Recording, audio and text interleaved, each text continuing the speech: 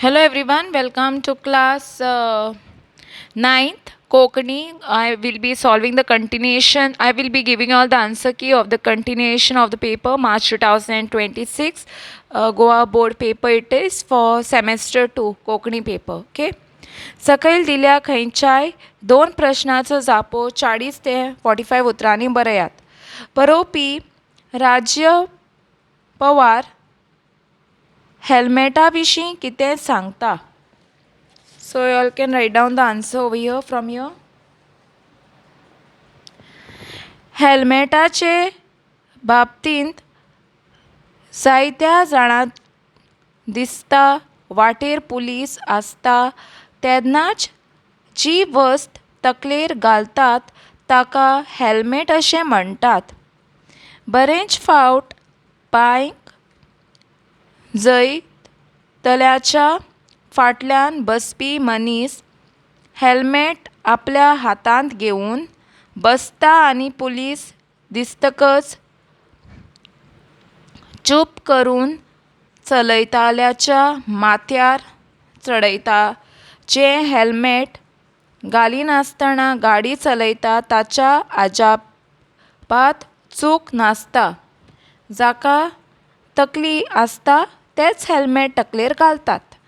जाका तकली नासता ते हातांत घालतात. डिकींत घालतात फाटल्यान बशिल्ल्या कडेन दितात अशें बरोवपी राजय पवार म्हणटा.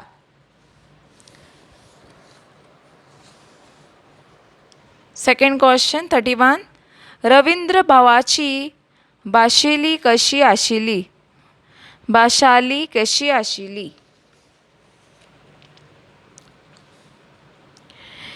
रवींद्र भावाक जायत्यो भासो येताल्यो.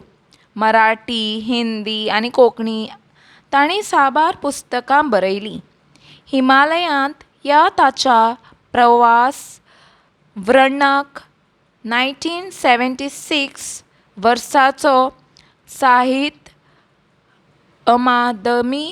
अकादेमी पुरस्कार फावो जालो. ताची भाशेली सामकी सादी सोंपी सडर रसाळ आनी मोवाळ. सामकी सुटसुटीत कठीण विशय लेगीत सोंपे उतरांनी कसो मांडचो ही देख ह्या मान लेखका कडल्यान कोणूय शिकची.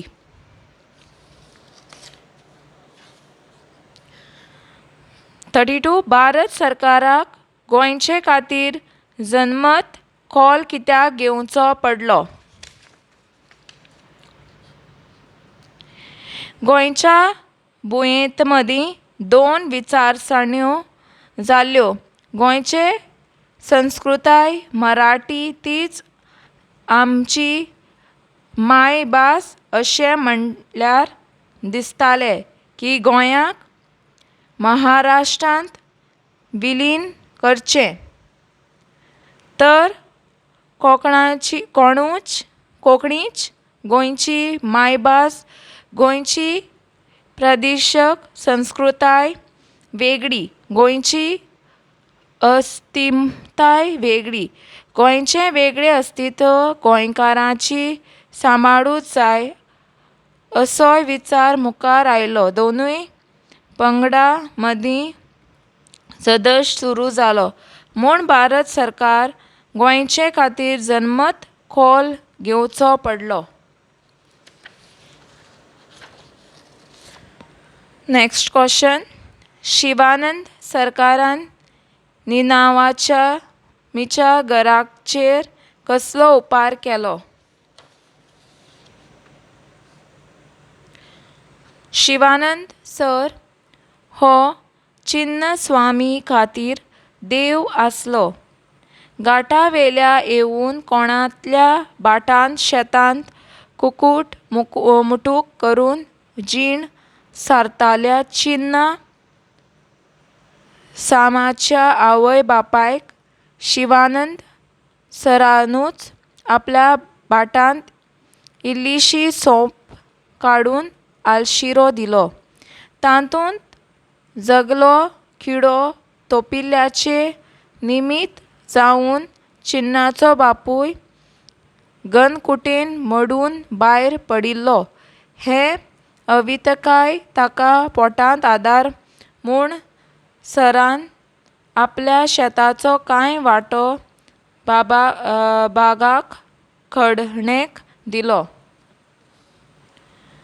तो कुडको कसोवन आवय पूत खाताली. हो व्हडलो उपकार केलो. 34.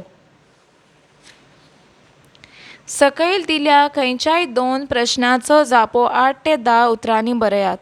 आपले पिळगे कडेन इश्टागत कित्याक करची? एकामेका कडेन फकांडां करून आपले पिळगे कडेन इश्टागत करची. गांवांत जडीमडी कितें दोलताल्यो.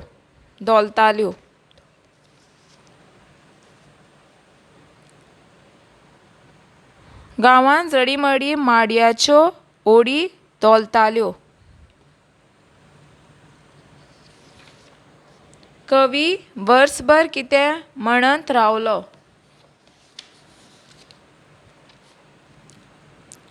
म्हारगाय वाडटा तेन्ना कवी फकत बडबड करता आनी पत्ता बदलूंक जाय म्हणून रावला. 37. सकयल दिल्या खंयच्या 3 प्रश्नांचो जापो 20 ते 50 उतरांनी बरयात. सो 25 उतरांनी बरयात. कवी भुरगेपणांतल्या कसली यादी सांगता? कवी कबड्डी, खो-खो, लंगोरी, गुयेट, बार आनी गड्यांनी खेळटालो. घरांत तालबानी, कांगणी, लिपचेल्यांनी खेळूंक गूल जातालो. कवीच्या भुरगेपणांत जडीमडी माडयांचो ओडी दोलताल्यो. गांवांत तडी आसली. शाळेंतलीं भुरगीं काजू, चिंचो, बोरां, तोरां पुंजायत भोंवतालीं. पूण आयज ह्या सगळ्यो फकत याद कसो उरल्यात. Next is 38. इश्टागत करची आपल्या आज्या कडेन हे वडाची अर्थ स्पश्ट करात. भुरगीं आपल्या आज्या कडेन ताच्या तरतरपी हातान इश्टागतीचो हात साथ आनी माया दाखोवंक जाय. भुरग्यांक आज्याच्या अणभवाचो फायदो जातलो. हाका लागून आज्या कडेन इश्टागत करची. नया वर्ष हे कवितेन कवी कसले विचार मांडटा? नये वर्स हे कवितेंत विचारची खोलाय आसा. नव्या वर्सा नवे विचार, नवी संकल्पना, आशा, चिंता, हुस्को, मार्गाय हे विचार मांडटा. Next question number 40. मनीस म्हणल्यार मनीस, पूण माडार ताचे माकड चाडे हे वडीचो अर्थ स्पश्ट करात. जुजे हो एक पाडेली जो आपल्या जिवाची पर्वा करिनासतना माडार वरी सहज नाल पाडटा. एका माडावेल्यान दुसऱ्या माडार वचप ताचो सहज शक्त जाता. मनीस आसुनूय माडकावरी काम करता. So I'll end up my class here, giving you all the answer key. In the next class I will be giving you all the answer key for this. Okay, so for today, thanks for watching, and don't forget to like, subscribe my channel and share with your friends. Press the bell icon for more updates. If you have any doubts and queries, you can comment below. So I will be ending my class here, and in the next class I will be giving you all the answer key for 41 and 42. Thanks for watching. If you like my video, give me a hype and share with your friends and classmates, and all the best for your upcoming exam.